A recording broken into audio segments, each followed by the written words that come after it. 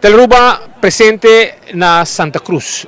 Nós está trazendo informação arriba outro projeto. De maneira que conheci, já acabamos de ter MFA Norte, para mim MFA, depois também MFA Paradeira, agora nós na Santa Cruz, tem MFA Sabaneta que dando lá, também candidato de localidade para um serviço de governo e outro também, e o povo também pode desfrutar de localidade aqui com o bom aceitável em comunidade.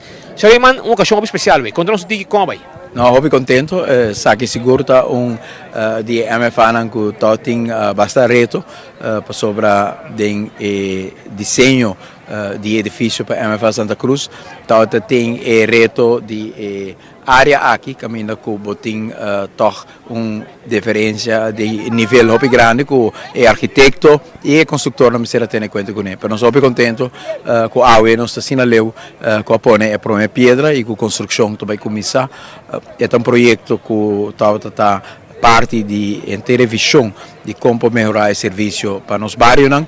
Nós trabalhamos duro para realizar para norte, AUE em pleno uso, mais de 8.000 pessoas para Luna. Tá visitar MFA Norte tanto para o uso de hulpbestuurskantoor, mas também de outros serviços. MFA Paradeira, mesmo êxito grande.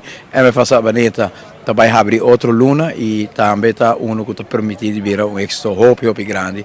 E a Santa Cruz, maneira que nós elaboramos diferentes projetos importantes para Santa Cruz, plaza de missa, iluminação em todo o bairro, na diferente de cancha deportivo, nós estamos fazendo uma oração com betting cages recentemente na Rockets, cerca aqui também na AIO, nós estamos trabalhando também arriba direita infraestrutura de diferente de bairro de Santa Cruz e também fiquemos para todo algo que pedir que o seguinte período aqui de Luna lo conhecer também com petição aqui também vai ser público. Estou contente para o povo de Santa Cruz que nós podemos cumprir para melhorar a infraestrutura, facilidade que ajuda os cidadãos de Santa Cruz, tanto em parte de necessidade diária, mas também de parte de recreio e de parte de qualidade de vida ronda na casa. Danke. E se kita dicen corto tiki di informazione arriba e per me piede che ora poni pa un altro MFA na Santa Cruz, un architetto Gisberto Figueroa, che também de área de Santa Cruz, mas sempre escolher um arquiteto